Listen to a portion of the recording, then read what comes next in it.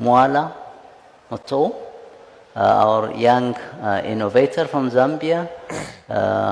Mwala, can you tell us, of course, what we always hear is, young people are not well supported, are not well encouraged, especially to go into the agribusiness sector. And you have obviously succeeded, establishing yourself and helping other young people through your cashew business. So can you tell us, what are some of the challenges that you faced, as you try to develop your business and bring along, other young people into the business? Okay, thank you very much. It's very interesting as an African youth who's actively involved in agriculture to listen to all of you giving us all these figures and statistics about the development that has to be done in the agricultural sector. And oftentimes as young people, when we sit among ourselves and we listen to our government officials, our politicians and policymakers giving these reports and figures about the things that have to be done, we ask ourselves the question to say, what goes wrong? Because they speak so well when it comes to the reports, the figures, and the information. But when we go on the ground, we are not seeing the actual work being done. Therefore, I want to come to this panel to give voice for the youth and the small-scale farmers in the developing world. I want to ask you a question, those of you that are in the congregation and are on the panel. Did you know that 60% of the African population is employed in agriculture, but yet the sector only contributes 15% to the continental GDP? In my country, Zambia, 70% of us are employed in agriculture, but we only contribute 15% to the national GDP. This is because there is very little economic activity that can be derived from the agricultural sector. But yet there are a lot of us that are involved in the agricultural sector on the continent. When I left my finance job with the British Council and decided to venture in farming, my family and friends thought I was crazy. They were asking me, agriculture is for old people. Agriculture is a dying industry. How can a young professional like you with a full ACCA qualification and an MBA decide to go into the agricultural sector? This is because there is very little development that you can attain from the agricultural sector. When you go on the ground, you realize that most rural African farmers are still using primitive agricultural methods, which are lowering their levels of production. When you go on the ground, you realize that farmers don't have access to proper established market that can give them a profit for their products. This is not just international market, but even local markets. Some farmers are not connected. They don't have a road network to take their product to the urban areas. Therefore, we have got a lot of food wastage that takes place in the rural areas. When you go on the ground, ladies and gentlemen, you realize that the contribution to the agricultural sector is limited due to the poor value addition that is undertaken on the continent.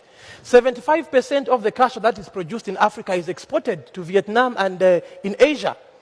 This is a processing facility that could employ a number of young people that are languishing on the streets. Some of these products that are exported in their raw form are exported at very cheap prices. That does not give economic value to the actual farmers. Therefore, there is need that more investment is supposed to be done in the agricultural sector. We cannot speak about sustainable development or equality if we don't address the agricultural sector, especially in Africa. Why? It's because the key players in the agricultural sector in Africa are women. These are the ones who go and water the vegetables in the fields. These are the ones who go and pick up the cashew nuts. These are the ones who are tilling the land for the maize. The key players are the young people. These are the ones who are employed in these farms. Therefore, if the agricultural sector remains in its stagnant form, we cannot address gender equality, even youth empowerment in our communities. Now, the question is, what is it that we can do to improve the agricultural sector on the African continent? The first thing that I want to speak about is the creation of industrial clusters. I think all the other speakers here have mentioned to say that most of the key players in the agricultural sector in Africa are small-scale farmers. And you realize that because these people are producing very little, and they don't have enough resources to access better markets, most of the production is just limited within their farms and within the nearby areas. But if industrial clusters are formed, for example, those who are producing maize in this particular area, those who are producing millet in this particular area, those who are producing cashew in this particular area, they form an industrial clusters which can be linked with other developed markets or can be supported in terms of investment and capacity building. We are going to grow the agricultural sector on the continent. The second thing is value addition, brothers and sisters. We have to make sure that we should add more value to the things that are produced on the agricultural continent. I've already mentioned about the cashew industry. This is a lucrative industry that can employ a number of people on the continent. But because the cashew is exported in its raw form, there is very little economic activity that is generated from this particular industry. If there were processing plants in Ghana, if there were big processing plants in Ivory Coast, big processing plants in Tanzania, big processing plants in Mozambique, a number of young people would be employed in this sector, and you would realize that even when we are exporting the cashew as finished products, more economic value is going to be attained from the industry. Another thing that we need to consider is the effects of climate change and its impact on agriculture.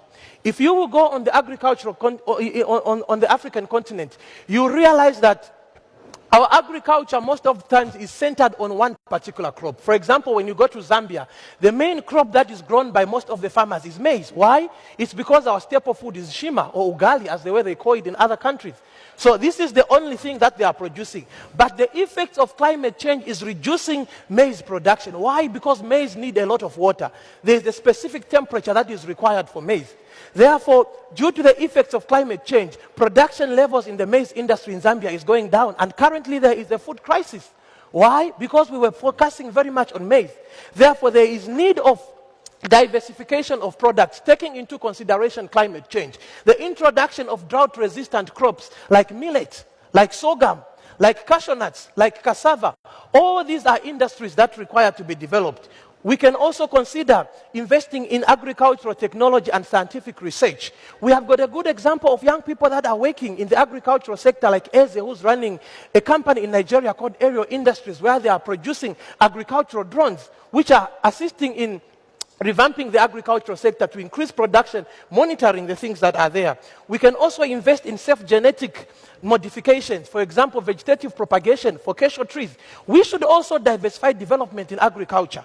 I want to emphasize on this point because most of the time there is a lot of money that is allocated by international corporations to develop the agricultural sector.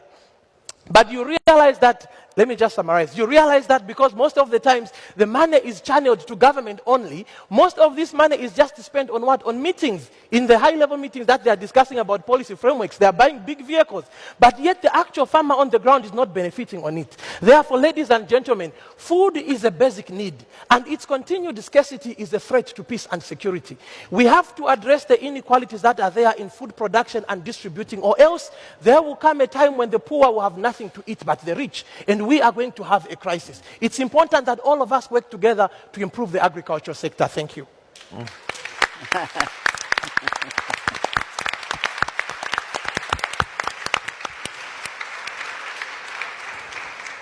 Thank you so much, Mwala, for your passionate argument in favor of agriculture. No wonder you are the EDD young leader, so I can see why you have been selected as a leader.